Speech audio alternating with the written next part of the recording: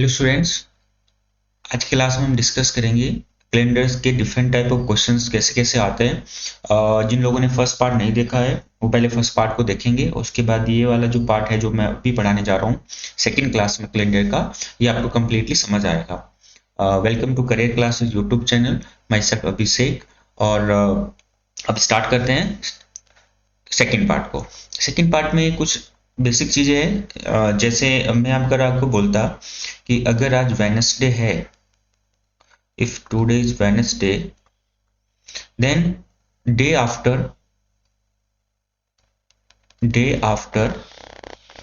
45 days, तो इसका क्या आंसर होता। तो अब हम क्या करेंगे, जैसे जो भी हमारे पास नंबर ऑफ डेज गिवन होते हैं उसको हम 7 से डिवाइड कर लेंगे। मतलब हम फाइनली क्या कर रहे हैं, और डेज फाइंड आउट करना चाहते हैं। यहाँ से और डेज कितने आएंगे हमारे पास, 7 से अगर मैं 45 को डिवाइड कर देता हूँ तो 42 तक डिवाइड हो जाएगा और मेरे पास में 3 और डेज बच जाएंगे। इसका मतलब है मैं यहाँ पे जो गिवन है वेडनेसडे से 3 दिन आगे, मतलब थर्सडे, नेक्स्ट डे फ्राइडे और सैटरडे, तो मेरा आंसर सैटरडे आ जाएगा। तो बिल्कुल बेसिक सी बातें हैं। जो भी नंबर ऑफ डेज आफ्टर आपसे पूछे जाएंगे या डे बिफोर पूछा जाएगा तो उसमें आपको क्या करना है, नंबर ऑफ और डेज निकाल लेने हैं। अब जैसे यही सेम क्वेश्चन होता अगर मैं बात करता इससे पहले का, कि अगर आज वेडनेसडे है और मुझे बताना है डे बिफोर 45 डेज, तो मैं क्या करूंगा, यहाँ पे सेम वही 45 को 7 से डिवाइड करूंगा, नंबर ऑफ और डेज पता चल जाएंगे।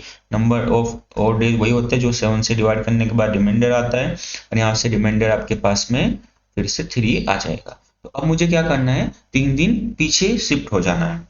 तो सबसे पहले क्या होगा, वेडनेसडे से एक दिन पहले क्या आएगा हमारे पास, ट्यूसडे हो जाएगा। उसके बाद मेरे पास क्या हो जाएगा, यहाँ पे मंडे हो जाएगा और फिर यहाँ पे संडे हो जाएगा। तो मैं बोलूंगा कि यहाँ पे संडे आंसर होगा और यहाँ पे हमारा आंसर क्या था, सैटरडे था। तो इस टाइप के क्वेश्चंस आते नहीं है एग्जाम में, ये आपको आगे जब अभी मैं जो क्वेश्चंस करा रहा हूँ वहां पे आपको यूज करना है। तो बस इतनी सी बात आपको ध्यान रखनी है। नंबर ऑफ आफ्टर का क्या करना है, और डेज आपको निकाल लेने हैं। अगर बाद का पूछेगा तो उसमें प्लस कर देंगे जो आपको गिवन डे होगा, और अगर पहला पूछेगा तो उसमें आपको माइनस कर देना है, उससे पहले आपको चला जाना है। नेक्स्ट पेज पे चलते हैं और एक छोटा सा क्वेश्चन सॉल्व करते हैं। जैसे मैं आपको बोलता कि 10th Feb 2013 लेट्स से अगर फ्राइडे था, यहाँ पे फ्राइडे हो ना हो उससे हमें कोई मतलब नहीं है, बट ये क्वेश्चन हमें इसी को लेके करना है, फ्राइडे को ही। मैं आपको बोलता कि इसी साल अप्रैल 15 को क्या डे होगा, ये आपको बताना है। तो मैं यहाँ पे क्या करूंगा, बस मुझे इस क्वेश्चंस के लिए ज़्यादा कुछ नहीं करना है, मुझे नंबर ऑफ और डेज फाइंड आउट कर लेने हैं। अब मुझे पता है 2013 ये एक नॉन लीप ईयर है, तो फैब कितने का होगा, फैब होगा 28 का, और 10th फैब के आगे कितने डेज बचे गए, और 18। इसके बाद फिर मार्च कितना होता है, 31 का होता है। उसके बाद अप्रैल में हमें जाना ही है, अप्रैल 30 का होता है, और यहाँ पे 15 तक बताना है। तो मैं केवल यहाँ पे, चलो मैं यहाँ पे पहले 15 लिख देता हूँ, 15 अप्रैल हमें बताना है। अब और डेज क्या है, या तो मैं इनको ऐड करके डिवाइड बाय 7 करके रिमाइंडर देखूँ, या यहीं पे देख लूँ कि 4 से डिवाइड करके 7 से डिवाइड करके मेरे पास 7 से डिवाइड करके यहाँ पे 4 रिमाइंडर आएगा, 14 तक डिवाइड होगा, यहाँ पे 7 से डिवाइड करके 3 आ जाएगा, 28 तक डिवाइड होगा और यहाँ पे 1 बचेगा। अब मुझे पता है कि 4 और 3 मिलके फिर से 7 हो जाएगा, तो इसको मैं हटा दूंगा और 1 बच जाएगा मेरे पास। इसका मतलब है 1 और डेज मेरे पास बचेगा। तो मैं इसमें यहाँ से फ्राइडे है तो यहाँ पे 1 ऐड कर दूंगा, मतलब फ्राइडे से यहाँ पे आंसर अपने पास अगला डे सैटरडे होगा। ये इस क्वेश्चन का आंसर बन जाएगा। तो हमारे पास 3 टाइप के क्वेश्चन आएंगे। फर्स्ट टाइप हमारे पास क्या है, जहां पे हमारे पास ईयर सेम है, केवल मंथ में गैप है, तो आपको नंबर ऑफ 4 डेज ऐसे निकाल लेना है। यहाँ से जो भी नंबर ऑफ डेज होंगे वो आपको निकाल लेना है। और ये ध्यान रखना है कि ये लीप ईयर होता तो मैं यहाँ पे फिर एक 1 और ऐड कर लेता और उसके बाद फिर हमारा आंसर आ जाता। एक और एग्जाम्पल करते हैं। अगर मैं इसमें ईयर्स भी चेंज कर देता हूँ तब कैसे करेंगे? ईयर्स चेंज करने का मतलब है जैसे यहाँ पे चलो ऐसे एक क्वेश्चन लेते हैं। क्वेश्चन क्या है, अगर मैं आपको बोलता 15th ऑफ मार्च 2015, अगर मेरे पास ये सैटरडे है तो मुझे बताना है 15th मार्च 2019 में क्या रहा होगा अगर यहाँ पे सैटरडे है। तो इस क्वेश्चन के लिए हम क्या करेंगे, सबसे पहले जो नंबर्स है इसका गैप ले लेंगे। मतलब जो ईयर्स का गैप आ रहा है वो कितना है, 2019 माइनस 2015, इनका गैप मेरे पास 4 आ गया, ईयर्स का गैप। उसके बाद मैं यहाँ पे क्या करूंगा, लीप ईयर देखूंगा कितने हैं। लीप ईयर, तो लीप ईयर कितना है, 2016 लीप ईयर आएगा। 16 के बाद बस एक ही लीप ईयर हमारे पास आएगा, वो हमें यहाँ पे प्लस करना है। लीप ईयर हमारे पास डेट का गैप है नहीं है, क्योंकि सेम डेट है हमारे पास, 15 मार्च है, तो बस यही आएगा। तो ये कितना आ गया, 5।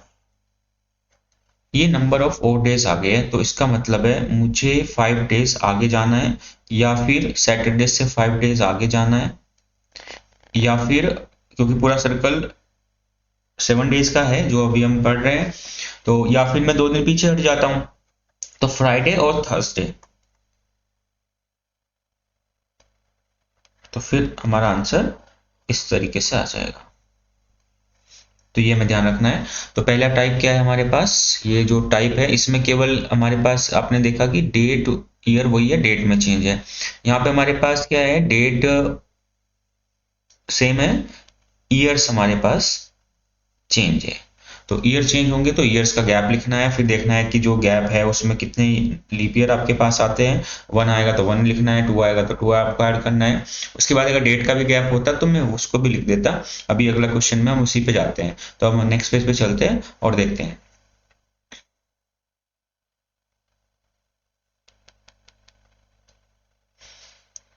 एक और क्वेश्चन लेते हैं, इसमें हम बात करेंगे किस तरीके से हम नेक्स्ट टाइप के क्वेश्चंस को सॉल्व करेंगे।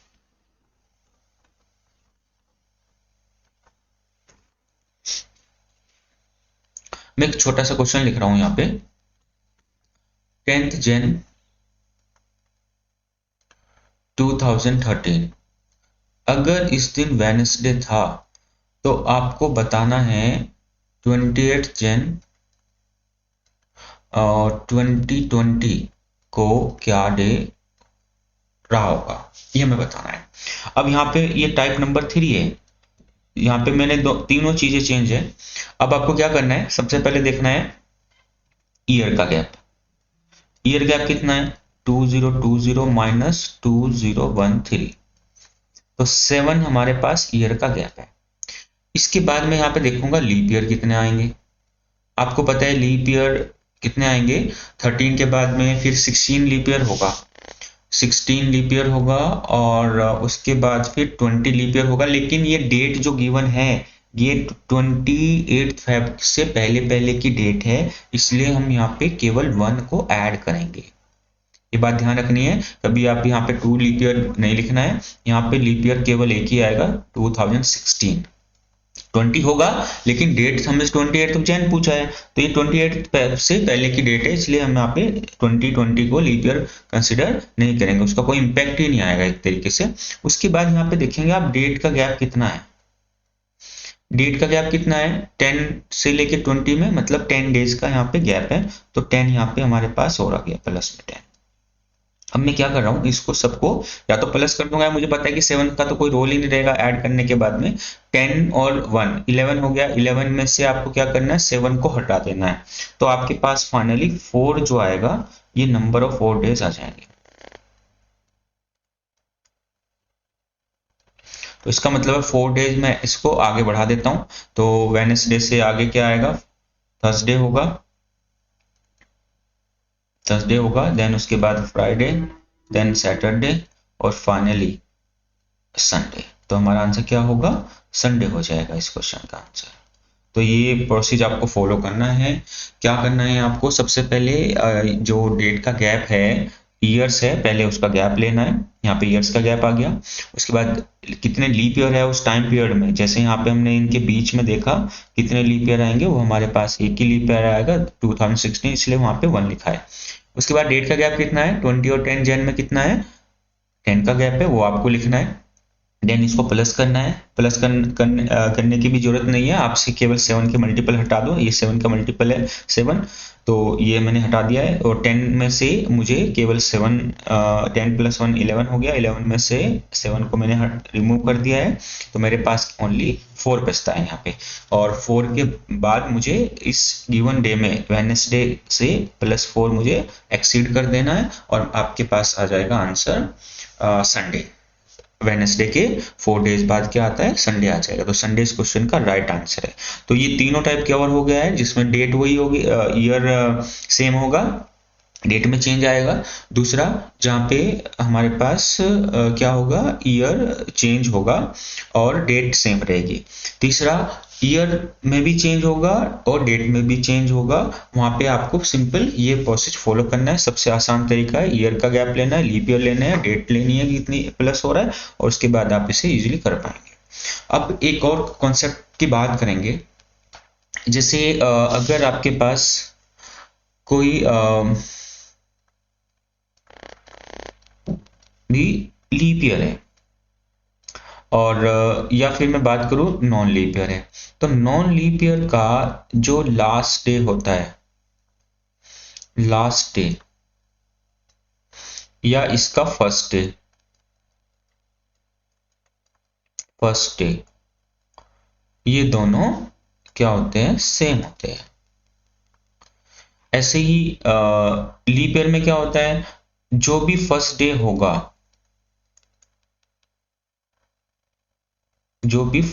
होगा,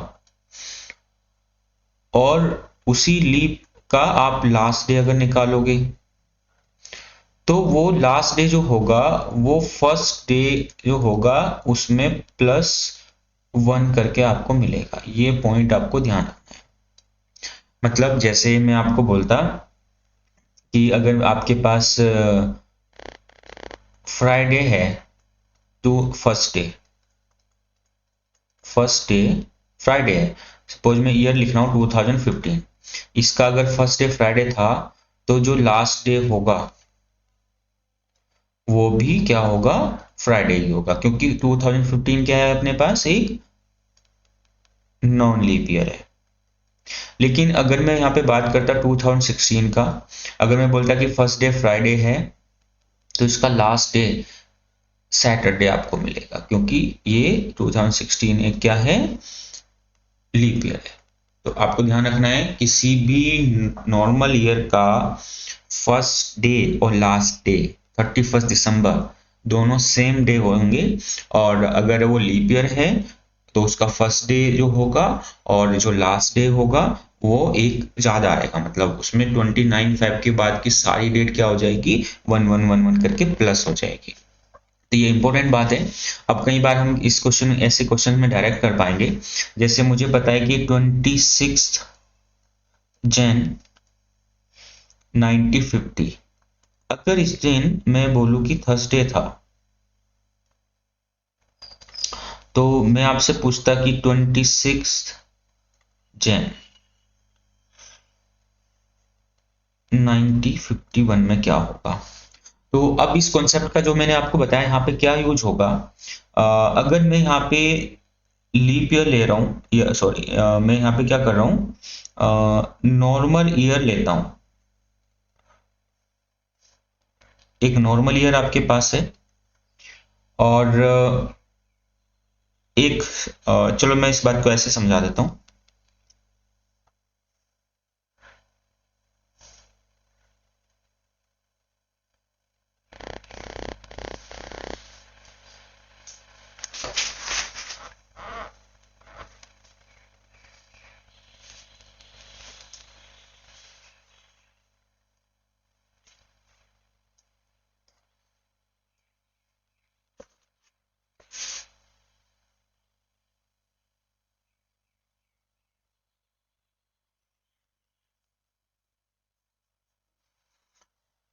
ओके, एक और कॉन्सेप्ट की बात करते हैं। जैसे हमारे पास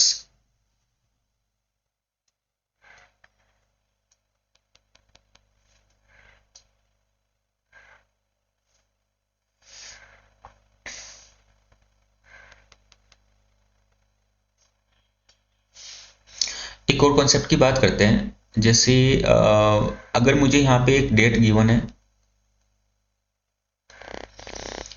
डेट 1 और डेट 2, दो डेट गिवन है। अगर इनके बीच में 1 ईयर का गैप है,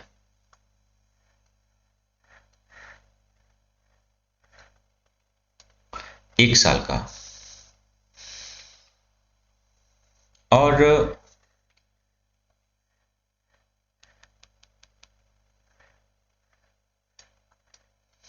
+1, सॉरी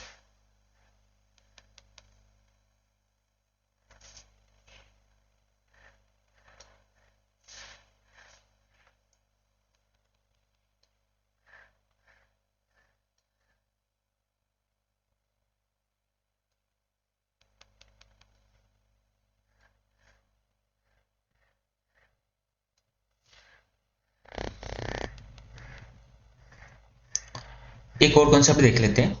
कभी कभी क्या होगा, जैसे हमें एक डेट दिया हुआ है, एक डेट यहाँ पे गिवन है और एक डेट हमें यहाँ पे डेट 2, दो डेट गिवन है।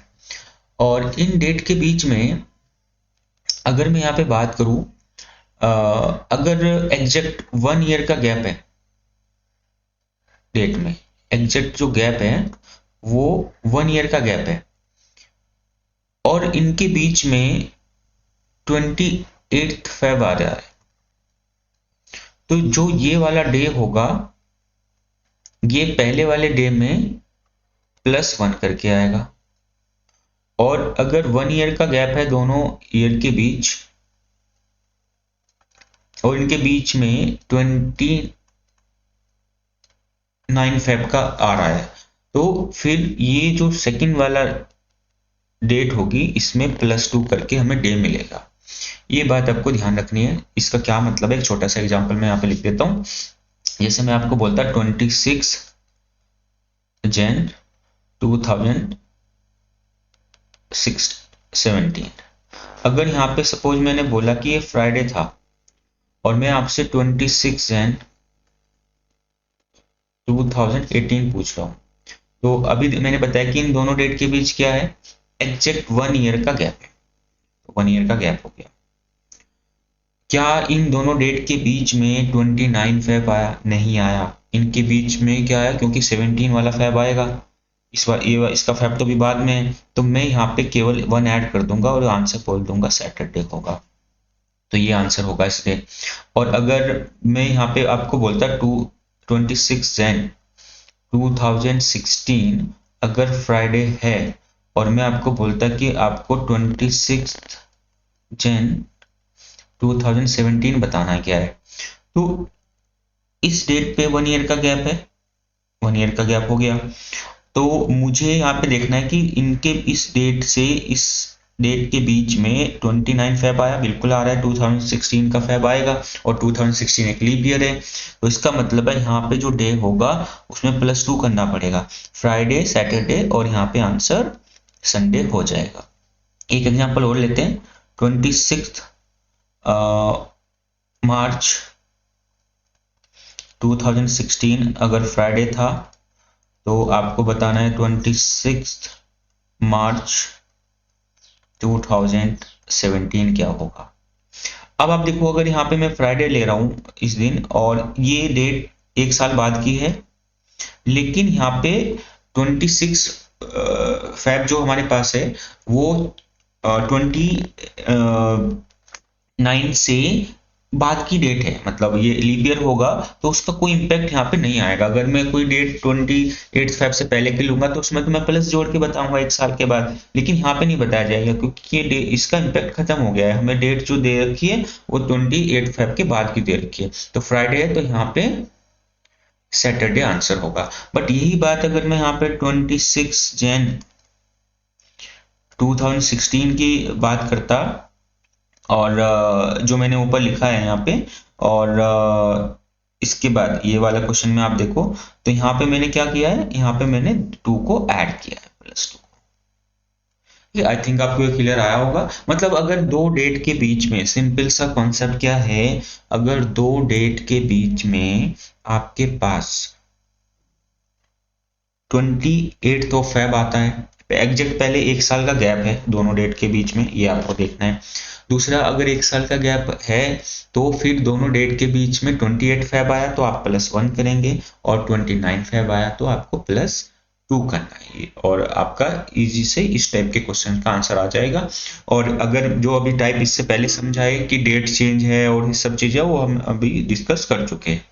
अब इसका सबसे इंपॉर्टेंट पार्ट आता है कैलेंडर का पार्ट 3, उसकी हम अब बात करेंगे। वहां पे हम पढ़ेंगे रिपीटेशन ऑफ कैलेंडर कैसे निकालते हैं, बहुत इंटरेस्टिंग होता है रिपीटेशन ऑफ कैलेंडर।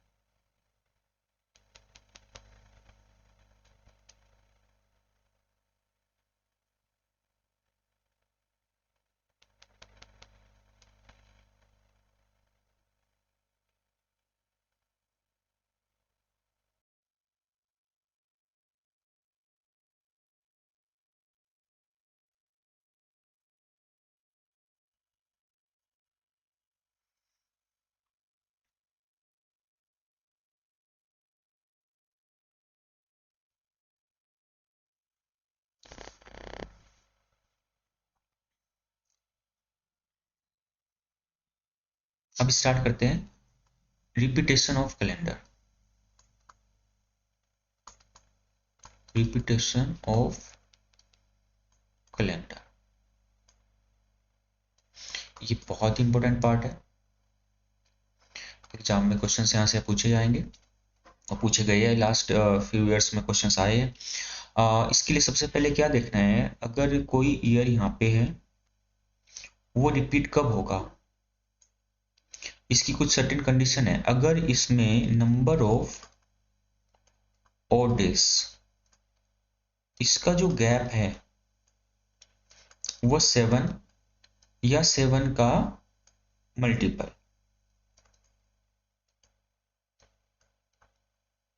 तो ये दोनों ईयर, पूरा ईयर यहाँ पे रिपीट हो जाएगा। मतलब आप किसी किसी पिछले सालों का कैलेंडर आगे वाले ईयर्स में यूज कर पाएंगे। वो सारी डेट्स क्या होंगी, जो भी डेट पहला होगा या कोई भी पर्टिकुलर डेट को आप डेट देखेंगे तो वो दोनों सेम होंगे। रिपीटेशन ऑफ कैलेंडर का ये मतलब होता है। अब इसके कुछ रूल्स होते हैं। इसके रूल्स में जैसे कोई भी ईयर हम बात करते हैं तो उसके रिपीटेशन के कुछ रूल्स होते हैं।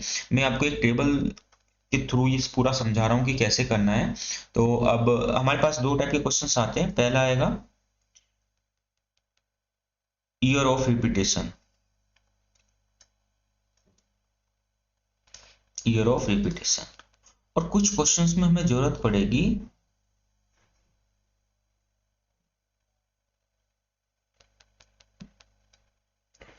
डेट और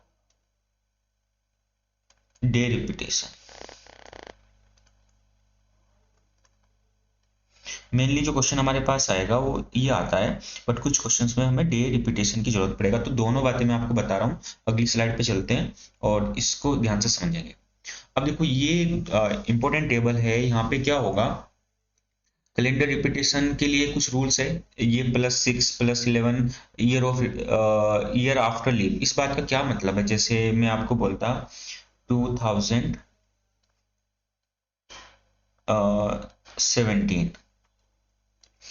मैं आपको बोलता कि 2017 इसका जो कैलेंडर है ये कब रिपीट होगा। तो मुझे ये देखना है कि ये लीप ईयर के कितने साल के बाद का ईयर है, इससे पहले लीप ईयर कब रहा है। यहाँ पे मैं स्टार मार्क कर रहा हूँ, ये बात आपको समझनी पड़ेगी कि जैसे मैं आपको बोलता हूँ कि ये जो टेबल है, ये टेबल इस कॉन्सेप्ट पे बेस है कि हम जब एवरी 4 इयर्स अगर लीप ईयर आएगा तभी ये टेबल आपको करेक्ट आंसर देगी। कुछ केसेस में ऐसा होगा जहां पे लीप ईयर 4 इयर्स के बाद नहीं आएगा। फॉर एग्जांपल जैसे मैं आपको बोलता 1896, तो ये लीप ईयर है क्योंकि ये 4 से डिवाइड हो रहा है।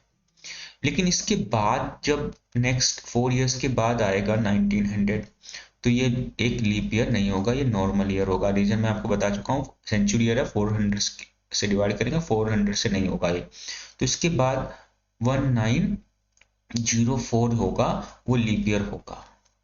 इट मीन्स यहाँ पे हम ये बोल सकते हैं ये जो टेबल है ये किस कॉन्सेप्ट पे बेस है, हर 4 साल के बाद लीप ईयर आएगा। अगर कभी ऐसा होता है, कोई क्वेश्चन आपके पास आता है कि लीप ईयर 4 साल के बाद नहीं आ रहा है, उस कंडीशन में टेबल काम नहीं करेगी और आपका आंसर गलत आ जाएगा। फिर क्या करना है वो सारी बातें मैं आपको बताऊंगा स्टेप बाय स्टेप, बड़े ध्यान से ये करना है।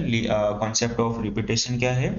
अब जैसे 2017 की बात कर रहा हूँ, 2017 में क्या होगा, कितने साल के बाद का है 2017, इससे पहले लीप ईयर 1 साल पहले आया था। हमारे पास दो चीजें हैं, एक कैलेंडर रिपीटेशन है, कैलेंडर रिपीटेशन का मतलब पूरा का पूरा कैलेंडर ही रिपीट हो रहा है, और यहाँ पे हमारे पास ये दो कॉलम है, ये हमारे पास है डेट रिपीटेशन के। ये क्या है, day repetition, sorry day repetition.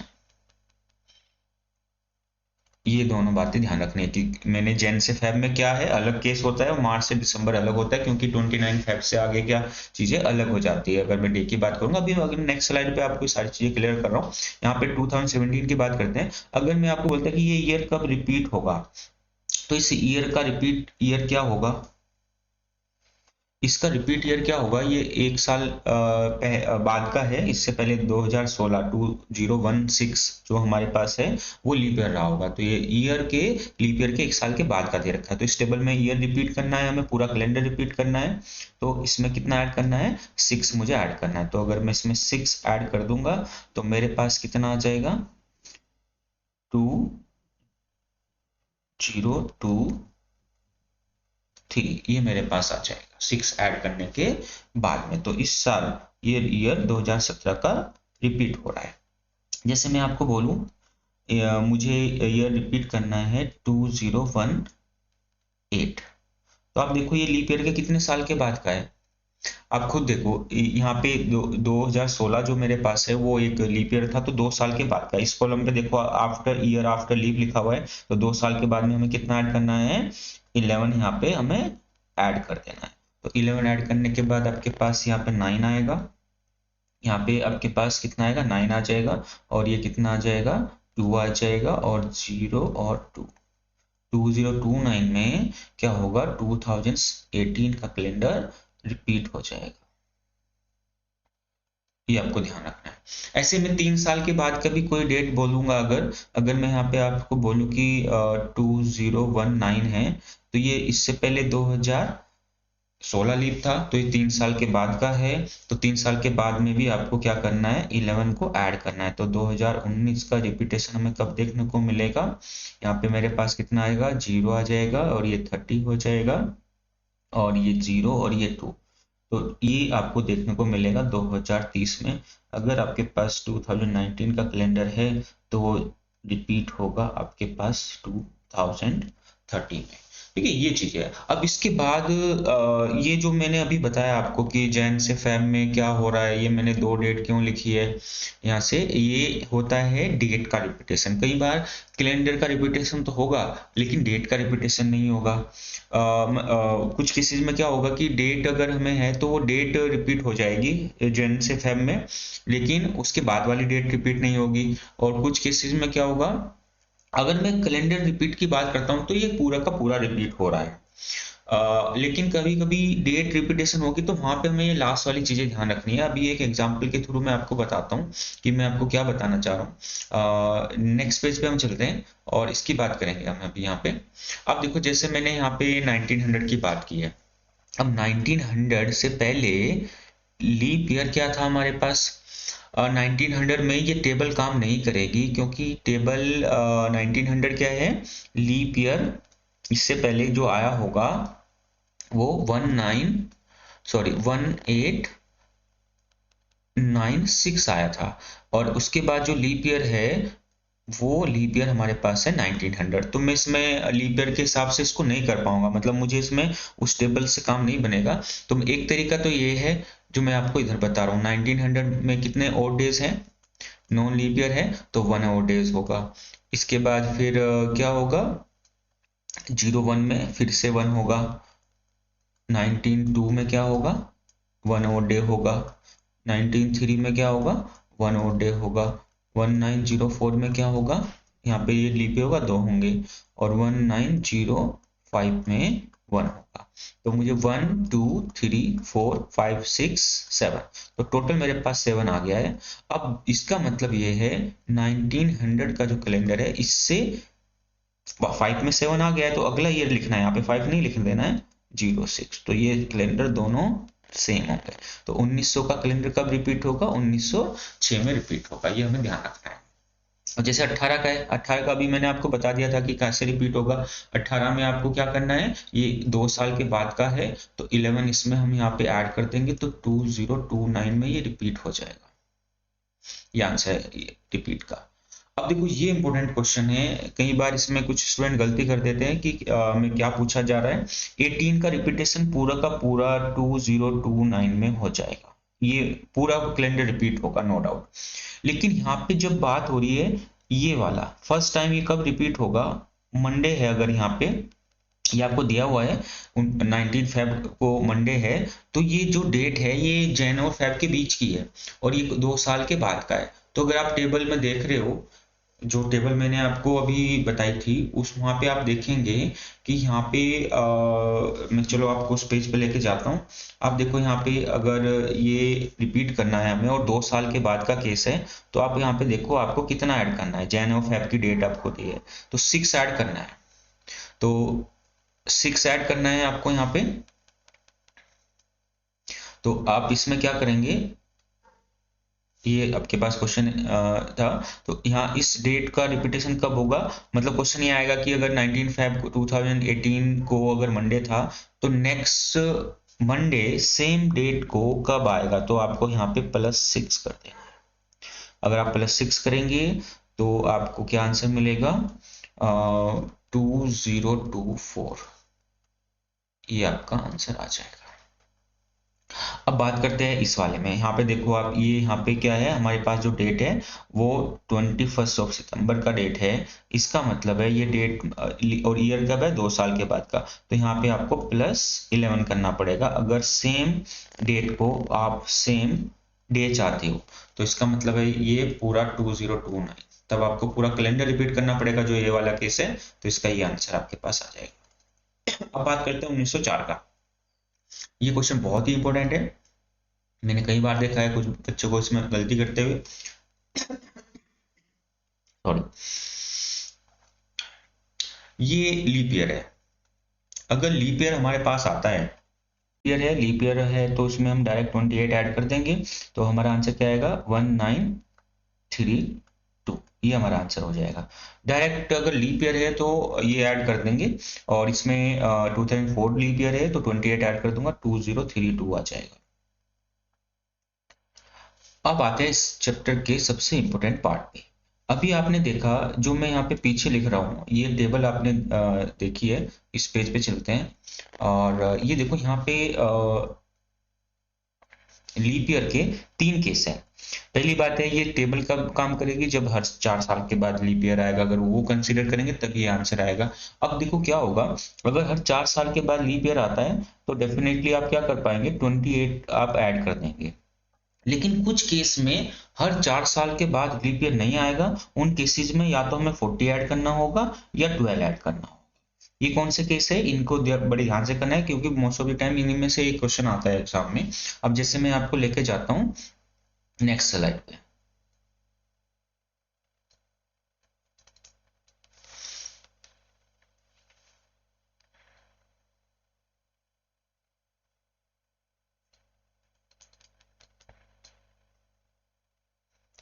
ये हमने कर लिया है शायद, अभी देखते हैं।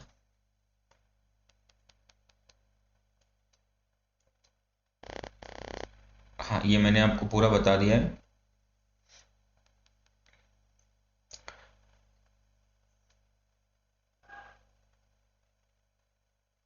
इसकी बात करते हैं 1788। अब यहाँ पे देखो, अगर मैं यहाँ पे इसमें ऐड कर देता हूँ, क्योंकि आपको एक बात और ध्यान रखनी है, अगर कोई लीप ईयर है तो उसका कैलेंडर लीप ईयर में रिपीट होगा, और कोई एक नॉर्मल ईयर है तो उसका कैलेंडर नॉर्मल ईयर में रिपीट होगा। ये बात तो कंफर्म है।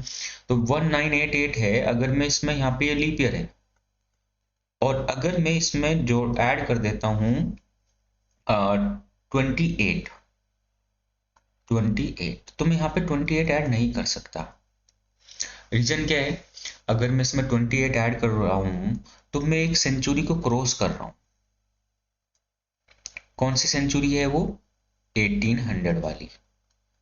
अब ये 1800 वाली जो सेंचुरी ईयर है, इस सेंचुरी ईयर में ये नॉर्मल ईयर होगा 1800, तो ये कॉन्सेप्ट गलत हो जाएगा जो हम 28 ऐड कर रहे हैं। ये तब तक ही सही है जब तक आपके जो 20 ऐड कर रहे हो उसके बीच में कोई भी क्या नहीं आए, सारे के सारे सेंचुरी ईयर आने चाहिए हर 4 साल के बाद। लेकिन यहाँ पे ऐसा नहीं हो रहा है, यहाँ पे 1800 बीच में आ रहा है और ये सेंचुरी ईयर नहीं है, तो उस टेबल से हमारा आंसर नहीं आएगा। फिर मुझे क्या करना है, फिर मुझे 40 ऐड करना है।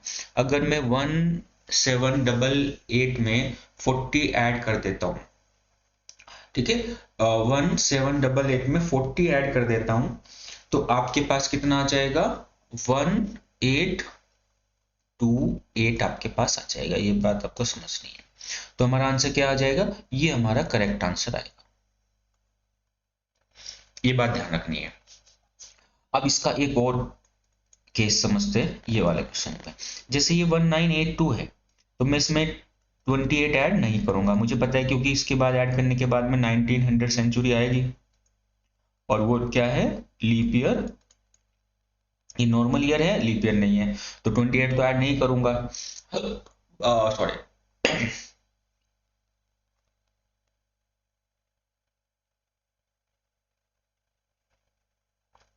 1982 की बात करते हैं। यहाँ पे मैं 28 को ऐड नहीं कर रहा हूँ, क्योंकि 1900 जब ऐड करूंगा इसमें 28, तो बीच में 1900 आएगा।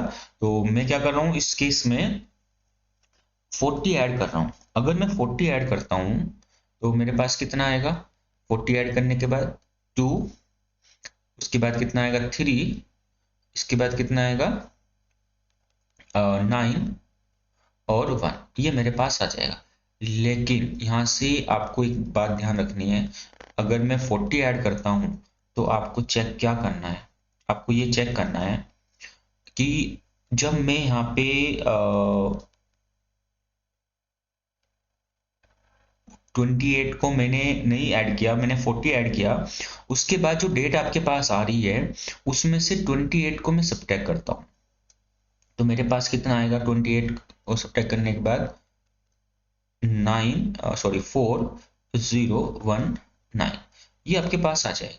तो अगर मैं 40 कहीं पे ऐड भी करता हूं तो मुझे ये नहीं है कि उससे आंसर सही आ जाएगा, वो फिर आपको चेक करना है कि उसमें से 28 को मुझे सब्ट्रैक्ट करना है। अगर मैं उस 28 को माइनस करने के बाद जो आपके पास ईयर आता है, वो ईयर उससे अगली सेंचुरी में ही हमारे पास आ रहा है। जैसे हम 18 सेंचुरी में नहीं आ पा रहे हैं 28 माइनस करने के बाद भी, हम उससे अगली सेंचुरी में ही रहते हैं। तो इसका मतलब है 19892 का जो आपके पास आंसर आएगा रिपीटेशन का, वो पहली बार रिपीट 1904 में हो जाएगा। ये आपको ध्यान रखना है ये क्वेश्चन, इसलिए मैंने यहाँ पे स्टार मार्क किया है। अब जैसे ये ऊपर वाला क्वेश्चन था, आप पूछोगे भाई ऊपर वाले में ऐसे क्यों नहीं किया है। ऊपर वाले में 40 मैंने ऐड किया, लेकिन इसमें से अगर मैं 28 हटाता हूँ तो 1800 में मैं पहुंच जाऊंगा। अगर मैं 1800 से आगे आगे रहता, 1800 से आगे आगे रहता, तो तब मैं इसमें से, ये वही बात है जहां पे हम बोलते हैं कि हमने 12 प्लस कर दिया, तो वो इस कंडीशन में 12 को आप प्लस कर पाएंगे। ठीक है, अगर मतलब दो केसेस है, अगर आपके पास लीप ईयर है और आप 28 ऐड कर रहे हो, हर केस में आप 28 ऐड कर लो, कोई दिक्कत नहीं है, लेकिन वहां पे 28 ऐड नहीं कर सकते जब 28 ऐड करने के बाद आपके पास बीच में सेंचुरी ईयर आएगा, और वो क्या होगा, सेंचुरी ईयर नॉर्मल ईयर अगर होगा, जैसे 1800 आ गया या 1700 आ गया, तो वहां पे आपको 40 ऐड करना है। जब आप यहाँ पे 40 ऐड करोगे, तो उस केस में 40 ऐड करने से डायरेक्ट आंसर नहीं आएगा, कई बार डायरेक्ट भी आएगा, जैसे इस क्वेश्चन में आ गया। अगर 28 हम उसमें से फिर माइनस करके देखना है, ये चेक करना है आपको कि जो 40 ऐड करने के बाद वैल्यू आएगी आपके पास, उसमें से 28 माइनस करने के बाद अगर आप नेक्स्ट वाली सेंचुरी में रहते हैं, तो आपका आंसर 1904 आ जाएगा। अगर हम पिछली सेंचुरी में चले जाते हैं, जैसे यहाँ पे 1800 में आ गया हमारे पास, तो हमने उसमें से 28 को माइनस नहीं किया। ठीक है, इंपॉर्टेंट पार्ट है, आपको ये बात ध्यान से समझनी है। बहुत सारे एग्जाम में ये इस टाइप के क्वेश्चन आपको मिले। जैसे इस वाले की बात करते हैं, 1588 में अगर मैं यहाँ पे ऐड करूंगा, तो डायरेक्ट मैं 28 ऐड कर रहा हूँ, क्योंकि यहाँ पे 28 ऐड करने से क्या होगा, 1600 बीच में आ रहा है, तो कोई दिक्कत है ही नहीं जब 1600 आ रहा है, क्योंकि हमें दिक्कत तब होगी जब वो ईयर सेंचुरी ईयर नहीं होगा, 1600 तो सेंचुरी ईयर होगा। तो डायरेक्ट आपके पास 28 ऐड करने के बाद इसका आंसर आ जाएगा, और इसका आंसर आपके पास क्या आ जाएगा, 6 हो जाएगा यहाँ पे ये, और कितना आ जाएगा, 1 आ जाएगा, और ये आपके पास हो जाएगा 16। तो 1616 इस क्वेश्चन का करेक्ट आंसर आपको मिल जाएगा। नेक्स्ट क्वेश्चन पे चलते हैं। नेक्स्ट क्वेश्चन क्या है अपने पास,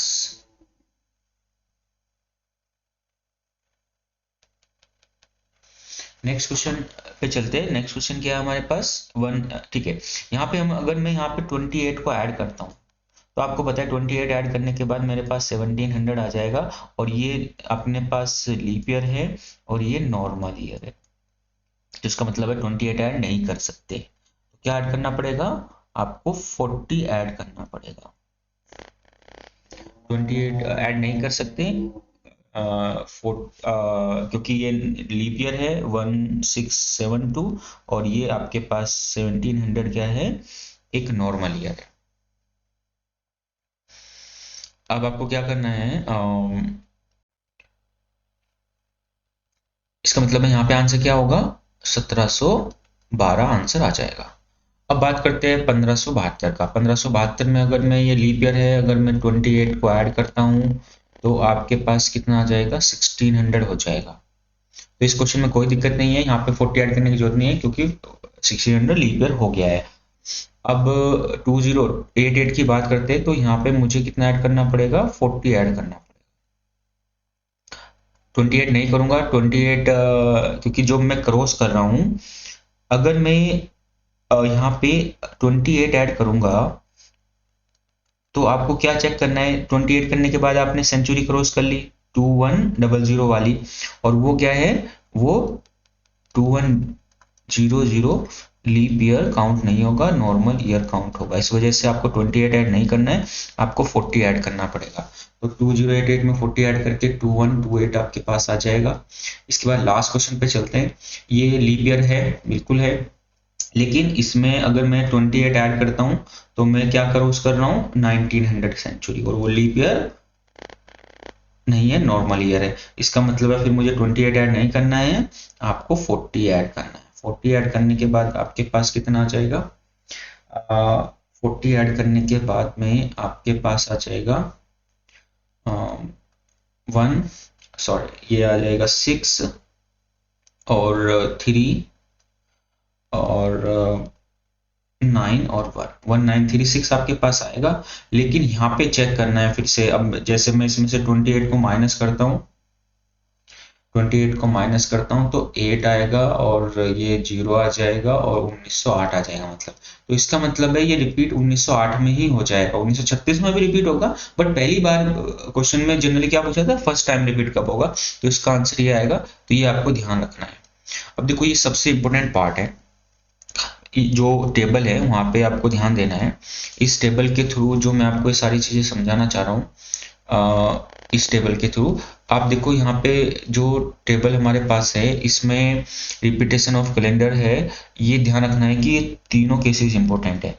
मैंने अभी आपको एक्सप्लेन किया कि 28 हर केस में आप 28 ऐड कर देंगे, लेकिन अगर आप 28 ऐड करते हो और बीच में सेंचुरी ईयर आता है और वो लीप ईयर नहीं है तो फिर आपको 40 ऐड करना है।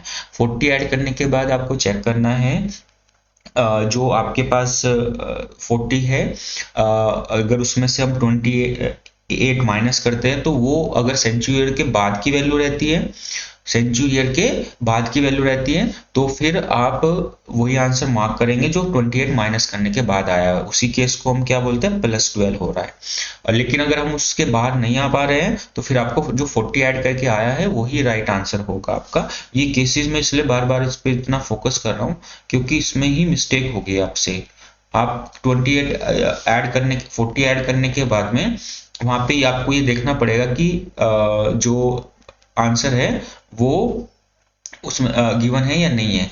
कई बार क्या होगा कि कुछ केसेस में आपके पास ये गिवन रहता है कि 2 आंसर आ गए और पहले वाला आपने गलती से वही देखा और वही मार्क कर दिया, उसमें से 28 आपने माइनस नहीं किया तो गलत हो जाएगा। तो ये दोनों क्वेश्चन ध्यान से देखने हैं। पर्टिकुलरली जो चैप्टर है ऑलमोस्ट सब टाइप के क्वेश्चंस मैंने आपको बता दिए, ये केस आपको ध्यान से देखना है। जैसे इस वाले में 28 माइनस किया है, ये अब जो मैं आपको एक्सप्लेन कर रहा हूँ, और उसके बाद इस वाले में मैंने यहाँ पे देखा कि इसमें मैंने माइनस नहीं किया है 40 ऐड करने के बाद। 28 मैंने नहीं किया क्योंकि हम 1800 को क्रॉस कर रहे थे। तो ये बड़े ध्यान से देखना है, इसको पूरे को पढ़ लेना है। इस चैप्टर से आपके पास कोई ना कोई क्वेश्चन आने के चांस रहते हैं एग्जाम में। और आज की क्लास इतना ही रखते हैं। थैंक यू सो मच इस क्लास के लिए। और नेक्स्ट टॉपिक हम करेंगे आगे। मे बी शायद मैं आपको सिलोजिज्म पढ़ाऊँ अगला टॉपिक, और सब टाइप के क्वेश्चन सिलोजिज्म से हम करेंगे।